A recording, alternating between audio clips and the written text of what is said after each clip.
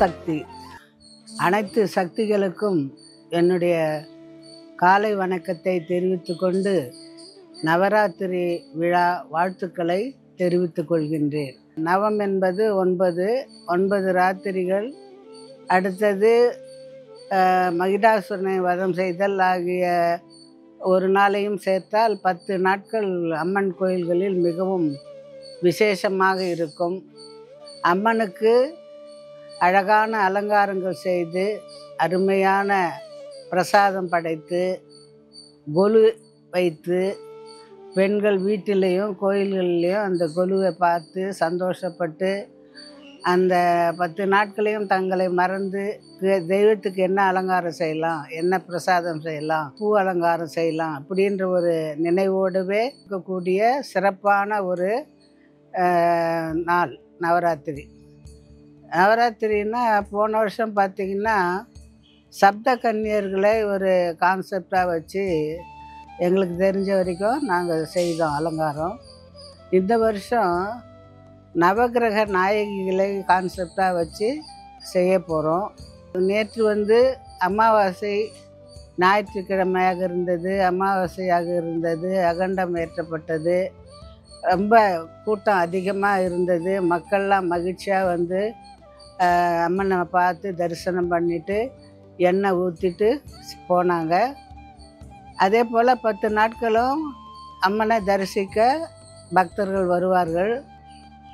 இந்த நவராத்திரியில் ஒவ்வொரு நாளிலும் அந்த தெய்வத்தினுடைய மகிமை என்ன, அதனுடைய வரலாறு என்ன, இதை பற்றிலாமும் கொஞ்சம் நம்ம தெரிஞ்சுக்கணும்.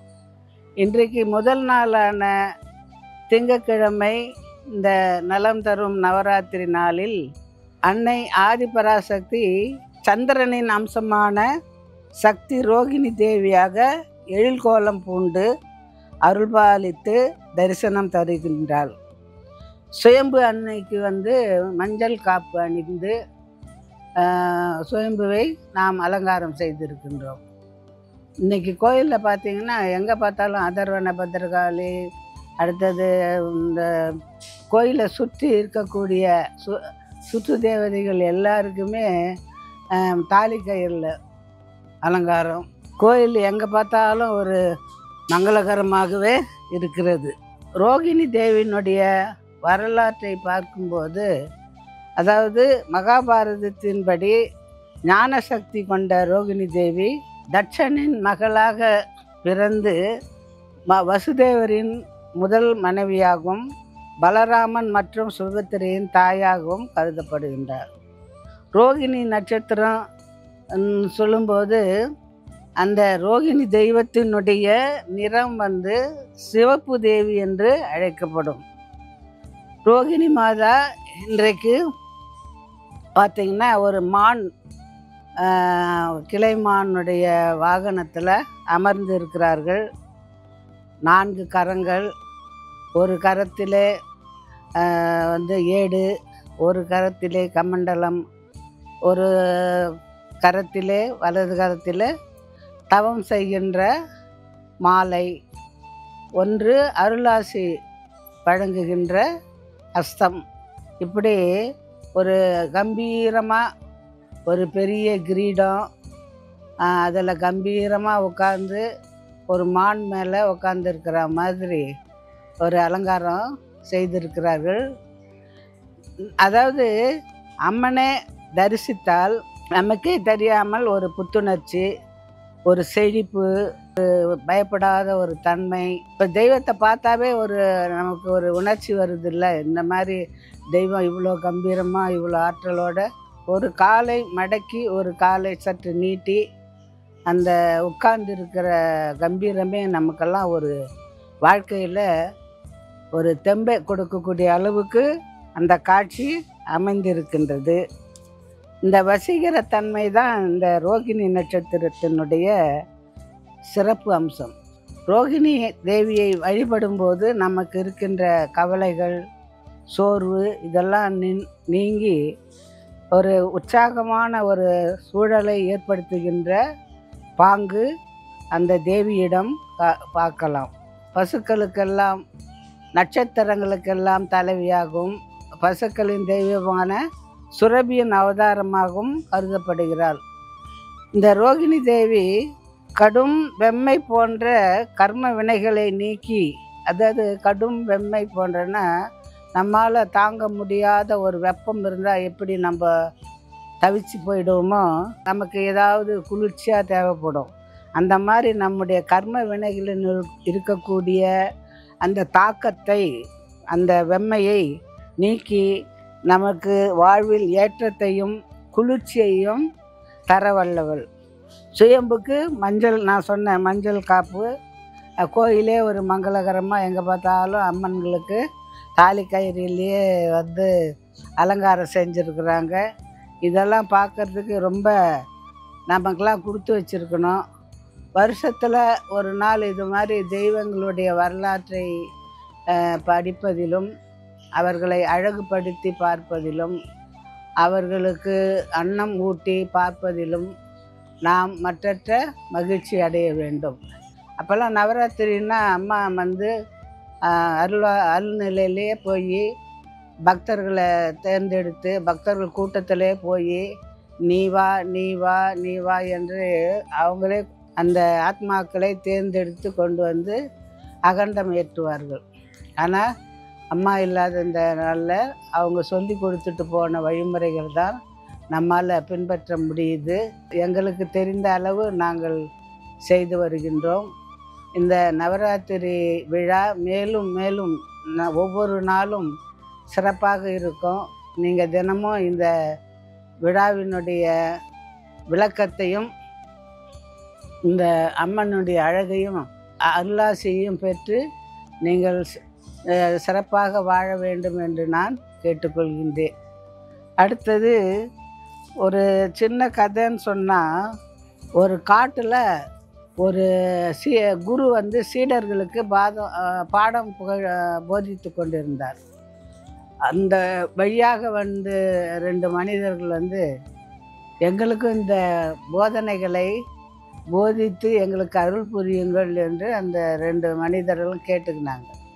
அப்போ கூட இருந்த சீடர்கள்லாம் சிரிச்சிட்டு, நாங்கள் எவ்வளவு குருகுலத்தில் பயபக்தியோட குருக்கு வந்து சேவை செய்து அவரிடம் ஆசி பெற்று நாங்கள் கல்வி கற்கின்றோம், நீ பாட்டு நடைபாதையாக வந்து போதனையை கேட்குறிய, எப்படி நீ இதை புரிஞ்சிக்குவ, இதை சொன்னால் உனக்கு விளங்குமா விளங்காதா அப்படின்னு சொல்லிட்டு ஏளனம் பண்ணி சிரிக்கிறாங்க சீடர்கள்லாம். குருவும் சொல்கிறாரு, உனக்கு அவ்வளோ சீக்கிரத்தில் இவங்கெல்லாம் பாரு, பெரிய வசதியான அரச குடும்பத்தை சேர்ந்த பிள்ளைகள், இவங்க வந்து இங்கேயே தங்கி குருகுலத்திலேயே வாழ்க்கையை நடத்தி பாடங்களை எல்லாம் கல்விகளையும் வித்தைகளையும் கற்றுக்கொண்டு செல்கிறார்கள். ஆகையால் நீ எப்படி உடனே வர போக்கில் எப்படி கற்றுக்குவ அப்படின்னு சொல்லி கேட்குறாங்க. இல்லையா, நீங்கள் அந்த பிள்ளைகளுக்கு சொல்லிக் கொடுக்கும்போது நாங்கள் மறைஞ்சிருந்து எல்லாத்தையும் கேட்டுன்னு தான் இருந்தோம், ஓரளவுக்கு எங்களுக்கு புரியுது நீங்கள் சொல்கிறது, அதனால் நீங்கள் சொல்லி கொடுங்க, நாங்கள் புரிஞ்சுக்கோன்றாங்க. சரி, அப்போ அதாவது ஒரு வேலை கொடுக்குறேன், அந்த வேலையை யார் முழுமையாக செய்து வரீங்களோ அவங்களுக்கு போதனை கொடுக்குறேன் அப்படின்னு சொல்லி சொல்கிறாங்க. அப்போ வந்து அந்த குரு சில பூ விதைகளை வந்து 2 பேருக்கும் சமமாக பங்கிட்டு கொடுத்து, இதை எடுத்தும் போய் நீங்கள் விதைச்சி அது செடியை உருவாக்கி அதில் மலர்கின்ற பூக்களை கொண்டு வந்து எனக்கு கொடுங்கள் என்று சொல்கிறாரு.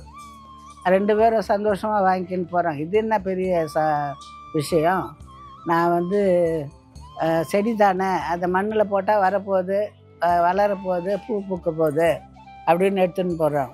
முதல் ஆள் போய் விதைக்கிறான், 2வது ஆளும் விதைக்கிறான். 2 பேரும் ஒரு நாள் திரும்பி வர்றாங்க. திரும்பி வந்து குருவை பார்க்குறாங்க. அதில் முதல் ஆள் என்ன பண்ணுறான், 3 பூ எடுத்துகிட்டு வர்றான்.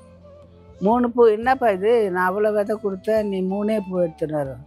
நான் போட்ட சாமி, அதில் வந்து பாதி மழையில் அரிச்சு போயிடுச்சு, பாதி வந்து முளைக்கலை, பாதி பூச்சி அரிச்சிடுச்சு, எல்லாம் போய் எஞ்சி இந்த 3 பூ தான் இருந்தது, அதனால் இந்த 3 பூவை கொண்டாந்தேன் அப்படின்னு சொல்கிறான். அடுத்த வருஷம் ஒரு கூட நிறைய அழகான பூக்களை கொண்டாந்து கொடுக்குறான். உனக்கு மட்டும் எப்படி இவ்வளோ பூக்கள் கிடைச்சது, எப்படி நீ விளைவிச்சேன்னு கேட்கும்போது நான் சொல்கிறேன், நான் இதை ரொம்ப நீங்கள் கொடுத்த அந்த விதைகளை பயபக்தியோட நிலத்தில் ஊன்றினேன். அதை கண்ணும் கருத்துமா தண்ணி ஊற்றி காப்பாற்றினேன். அது வளரும்போது பூச்சி அடிக்காமல் அதை நேசித்து அதை வளர்த்தேன். அந்த மாதிரிலாம் செய்து கண்ணும் கருத்துமா அது மேலே அன்பு செலுத்தி அதை ஆசையாக வருடி கொடுத்து இந்த மாதிரிலாம் செய்தேன். அந்த நாள் அது ரொம்ப செழிப்பாக வளர்ந்தது அப்படின்னு சொல்லி நம்ம செடிங்கக்கிட்ட மரங்கக்கிட்டலாம் பேசலாம். பேசினா அதுங்களுக்கு ஒரு சந்தோஷம் ஏற்படும். அதுங்களை தடவி கொடுத்தாவே நம்முடைய கை உணர்வு அதன் மீது படும்போது அதுக்கு ஒரு விதமான தெம்பு ஏற்படுன்றது நேச்சுரலாகவே இருக்குது. நீங்கள் தொட்டாச்சினிங்கின்ற ஒரு செடியை பார்த்தீங்கன்னா நம்ம கை தொட்டோம்னாவே அது சுருங்கி போயிடும்.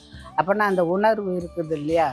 அதனால் நான் உண்மையான உணர்வோடும் பாசத்தோடும் அன்போடும் அவற்றை வளர்த்தேன். அதனால் எனக்கு நிறைய கிடைச்சிது அப்படின்னு சொல்கிறார். அப்போ குரு சொல்கிறார், இதுதான் வாழ்க்கை. நீ ஏனோ தானோன்னு வாழ்ந்தீன்னா உன் வாழ்க்கை நல்லா இருக்காது. நீ கண்ணும் கருத்துமா அன்பு பாசம் நல்ல அறிவோட நல்ல பழக்க வழக்கங்களோட வாழ்ந்தினா உன் வாழ்க்கை சிறப்பாக அமையும். அது மாதிரி தான் இந்த செடிகளும் உங்களுக்கு பலன் கொடுத்துருக்குது. இதே நல்ல முறையில் நடந்தீங்கன்னா உங்களுக்கு நல்ல பலன்கள் கிடைக்கும். நீங்கள் சரியான ஒரு கவனம் செலுத்தாத ஒரு ஒரு போக்கு தன்மையோடு இருந்தீங்கன்னா அது ஒன்றும் சரி வராது அப்படின்ற கருத்தை சொல்லி அவங்க 2 பேரும் இதான் உங்களுக்கு நான் சொல்கிற போதனை அப்படின்னு சொல்லி அனுப்பி வச்சாரோம். அதனால் வாழ்க்கையில் கண்ணும் கருத்துமாக இருக்க வேண்டும், உண்மையாக உழைக்க வேண்டும், பாசம் பாசம் காட்டுறவங்ககிட்ட பாசம் காட்டணும், பகையை வளர்த்து கொள்ளக்கூடாது, உண்மையை பேசணும், உழைக்கணும். இப்படி ஒரு நல்ல பண்புகளோடு நம்ம வாழ்ந்தால் நம்ம வாழ்க்கை சிறப்பாக அமையும் என்று கூறிக்கொண்டு உங்கள் அனைவருக்கும் நவராத்திரி விழா வாழ்த்துக்களை மீண்டும் தெரிவித்து கொண்டு விடைபெறுகிறேன். ஓம் சக்தி.